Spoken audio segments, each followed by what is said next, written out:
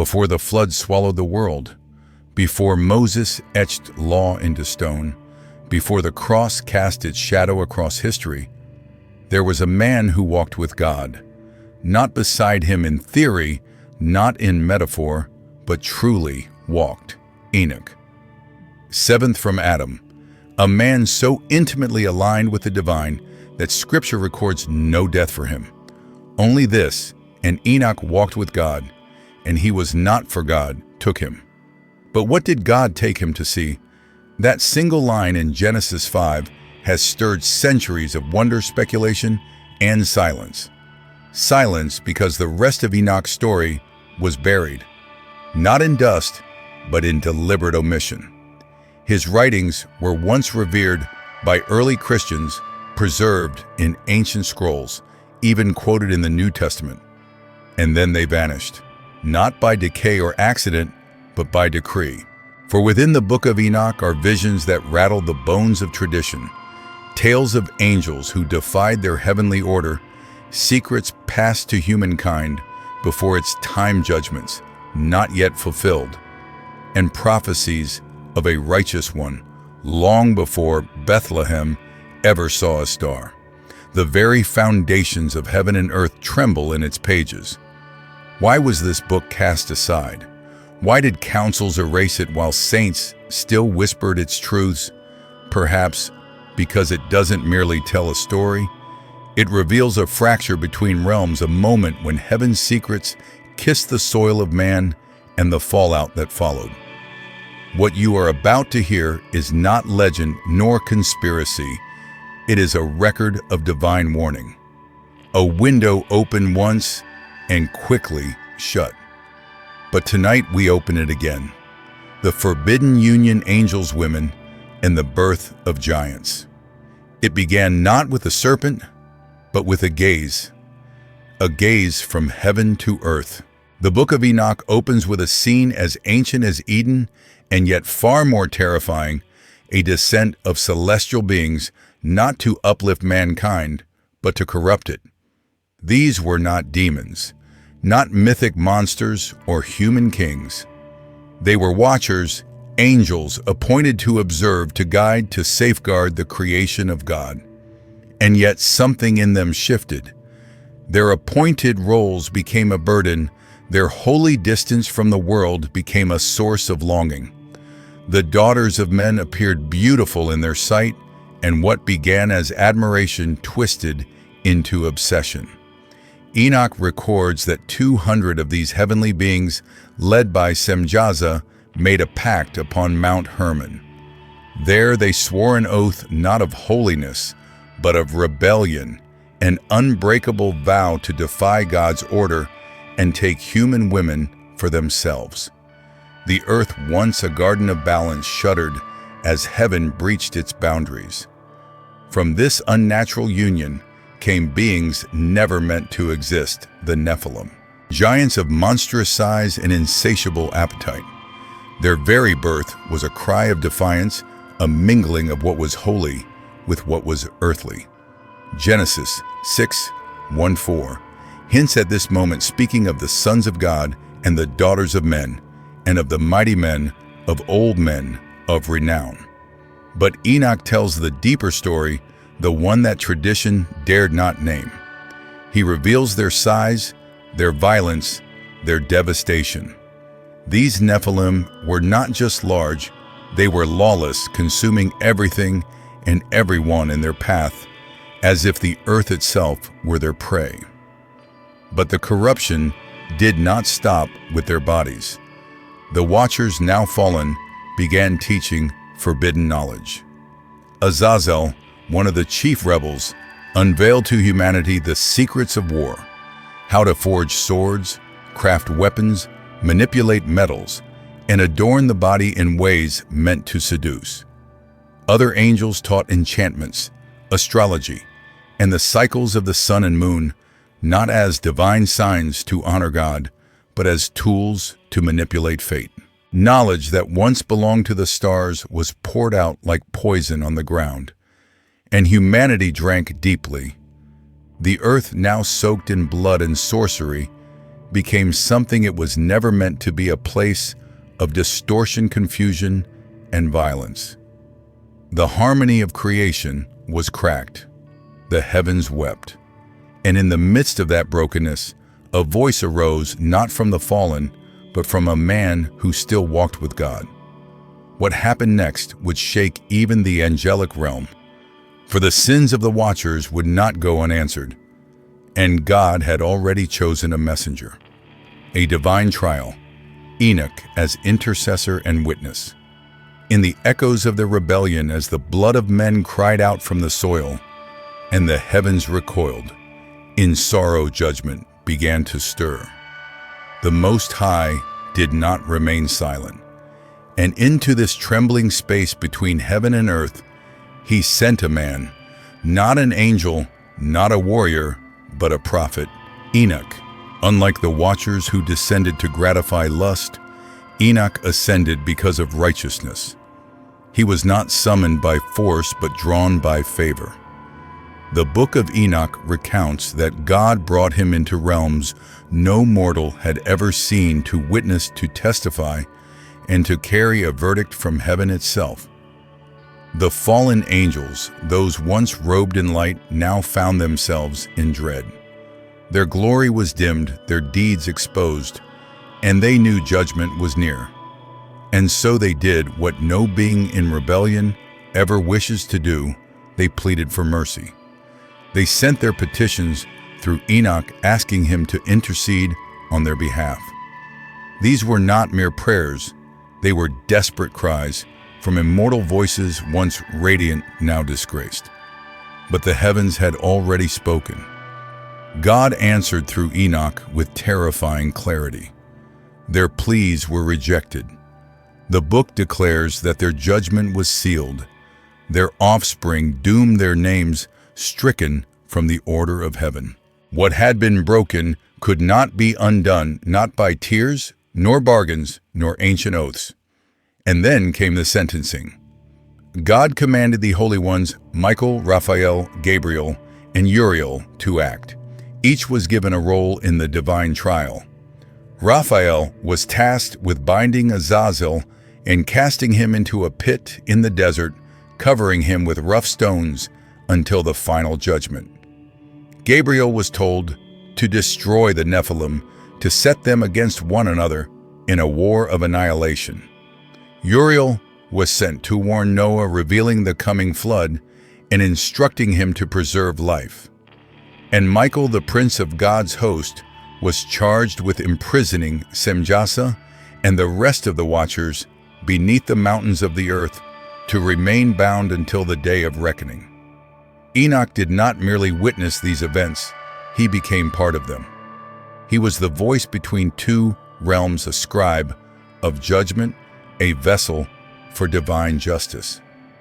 In this moment, we are given a glimpse not just of sin, but of divine response, a heaven that does not forget, a God who defends the innocent, a justice that does not sleep.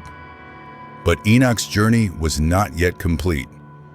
For having seen the fall of angels, in the cries of giants, he was about to be shown something even more mysterious, the very architecture of heaven itself, heaven's blueprint, the hidden realms, and the cosmic calendar.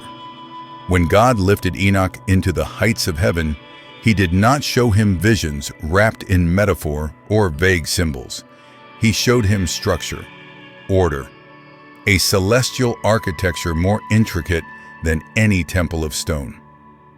What Enoch beheld was not the chaos of the fallen, but the symmetry of the divine 10 heavens layered above the earth, each one pulsing with purpose, light, and authority.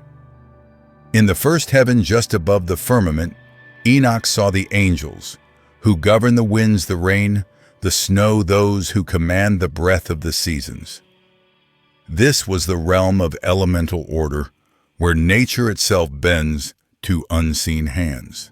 In the second, he witnessed darkness, not the absence of God, but a prison. Here were held the rebel angels, already chained, already tormented. Enoch did not merely hear of their punishment, he saw it. Their howls did not echo upward, they fell inward endlessly. In the third heaven contrast met the eye a radiant garden and a place of shadow. Paradise, the true Eden guarded by angels with swords of flame.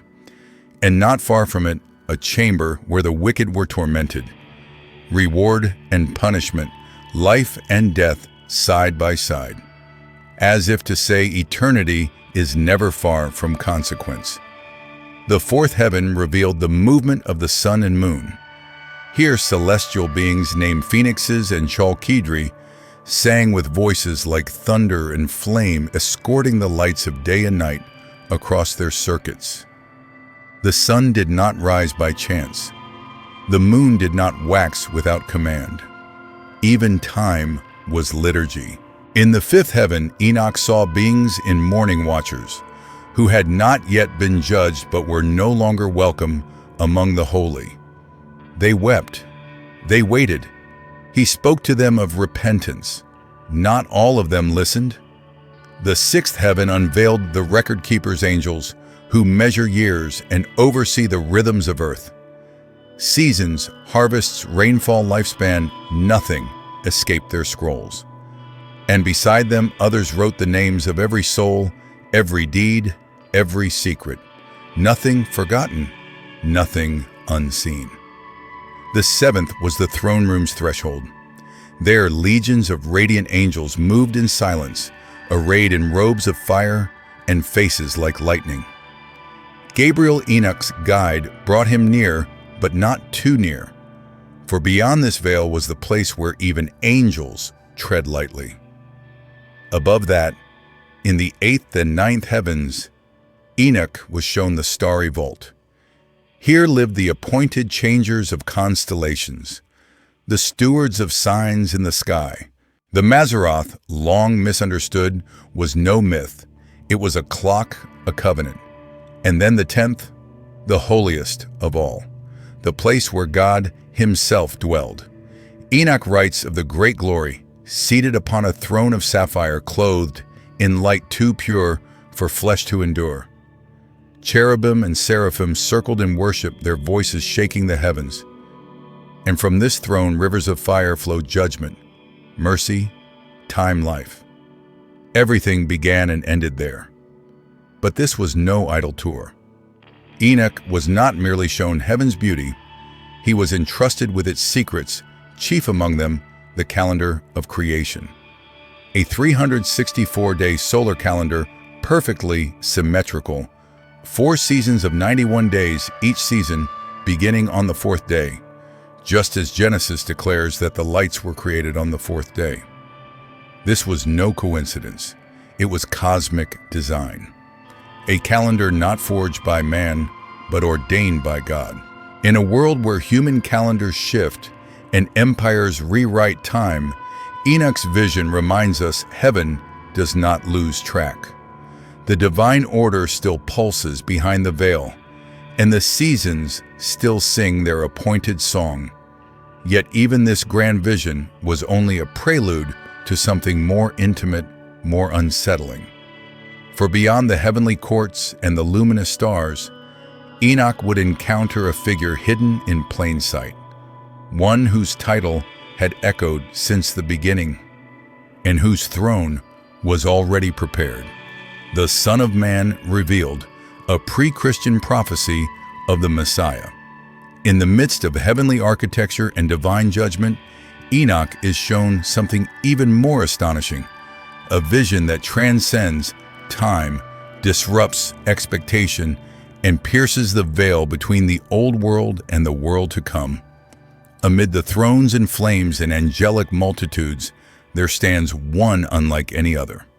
Not an angel, not a man, not merely a symbol, but a figure whom the ancient writings call the Son of Man.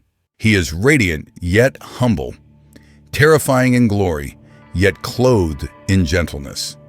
The Book of Enoch calls him the Elect One, the Righteous One. The Messiah titles, familiar to Christian ears, yet spoken centuries before the Gospels, would name Jesus of Nazareth. In these sacred parables written long before the manger, long before the cross, Enoch sees this Son of Man seated upon a throne of glory, judging not only the wicked of the earth, but the angels themselves. He is not a servant of the throne. He is enthroned, not a witness to judgment, but the one who executes it. His face is full of mercy for the righteous, but like fire for the rebellious. The kings of the earth tremble before him. The mighty fall to their knees. He opens the books not with parchment, but with eyes that see every deed, every word, every motive. And yet he is called Son of Man. A human title, a bridge between dust and divinity. A phrase used more than 80 times by Jesus in the New Testament, but here, in Enoch's vision, it appears first. This is not coincidence. It is revelation. Early Christian fathers, men like Irenaeus Tertullian and Justin Martyr, recognized this connection. They saw in Enoch's writings the shadow of the Christ, who was, who is, and who is to come. But over time, those voices grew silent. Councils no longer quoted Enoch. The title Son of Man was absorbed into doctrine, but its origin buried. Why? Because Enoch doesn't just present a Messiah, he presents a cosmic king, not born of empire, not controlled by temple or priesthood, a judge before whom angels kneel, a son exalted before time itself. This Son of Man doesn't simply redeem, he reigns. For the ancient reader, this was too much. A Messiah who predated Abraham, who judged angels, who sat beside God in eternity. It shattered every framework, every boundary. And yet, Enoch saw him, long before Bethlehem, long before Galilee. A throne stood waiting. A name was already known, and judgment was already in motion. But the revelation of the Son of Man was not the only reason the Book of Enoch was buried. For its pages held truths, far more disturbing truths, not just about angels or prophecy, but about the nature of power, and those who would rather you never read them. Erased for a reason, the true threat to religious power. There are books that are lost by accident, and there are books that are buried on purpose. The Book of Enoch was not forgotten. It was removed, scrubbed from a sacred canon, pushed beyond the edges of theological comfort.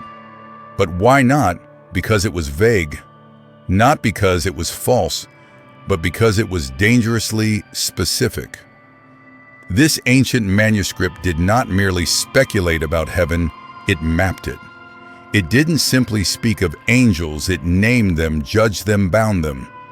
It didn't hint at a Messiah, it enthroned him.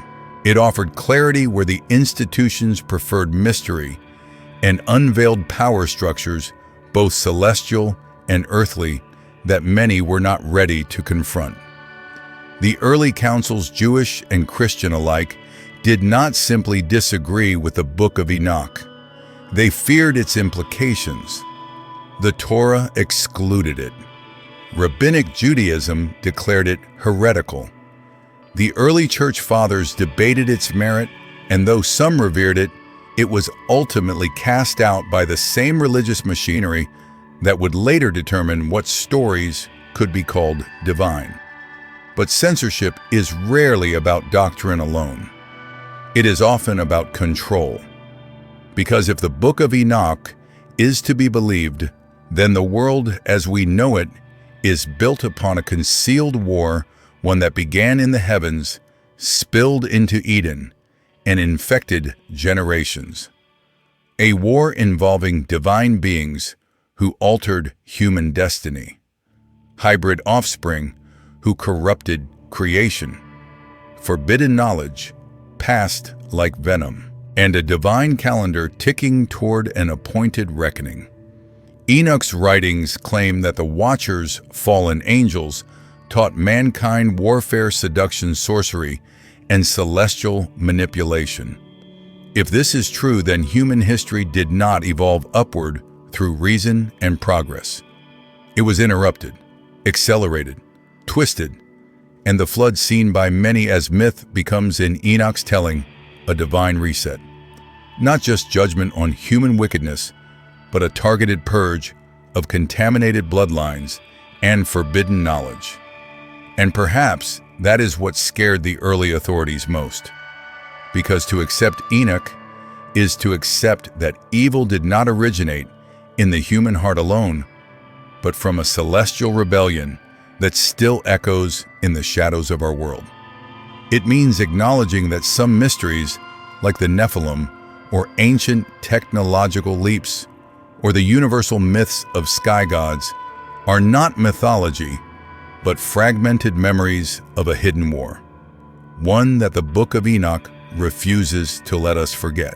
Even now, its words stir discomfort, because it portrays a God who does not negotiate with rebellion, a judge who binds angels, a Messiah who reigns before time, a universe that watches us not passively, but with books in hand and judgment in motion. This is not the sanitized spirituality of modern sermons. This is raw ancient fire, and it forces a question upon anyone who dares to open its pages. What else have we not been told? That question does not end in certainty, but in silence, a holy silence, the kind that comes just before revelation. And that brings us back to you the listener, the seeker, the one who has followed this path through ancient ruins and heavenly courts. Before we take the final step, pause. Let the weight of what you've heard settle into your spirit. You were not meant to hear this by accident. The voice of Enoch may have been silenced by men, but his testimony was never erased from heaven. Let us now listen one last time and hear what remains. There is a silence that follows revelation, a stillness not of emptiness, but of awe. And if you have walked this far, then perhaps something ancient now stirs in you. Not fear, not confusion, but recognition. The Book of Enoch does not ask for worship, nor does it demand belief. It stands as a witness, strange, severe, radiant. A voice from before the flood carried across time, crying out not to entertain, but to awaken. It reminds us that rebellion did not begin on earth and redemption did not begin in Bethlehem. There has always been a war behind the veil, a rhythm to time more sacred than we knew, and a throne prepared for the one who was and is to come. The deeper truth is not that Enoch was banned, but that his message still echoes. And those who walk with God as he once did are still called to listen. Perhaps the greatest mystery is not why the book was removed, but why, despite every attempt to bury it, it keeps finding its way back to those who are ready. So walk with discernment, not suspicion. Hold the sacred canon with reverence, but do not close your heart to what was meant to stir holy wonder. For not all truth is safe, and not all silence is peace. Thank you for joining me on this journey. If something in this story lit a fire in you, carry it forward. Share this light, reflect, discern. And if you're willing, subscribe and walk with us again as we continue unveiling the hidden things of God. May wisdom guard your path, may truth stir your soul, and may you walk like Enoch, ever closer to the voice that calls from beyond the veil. Until next time, peace be with you.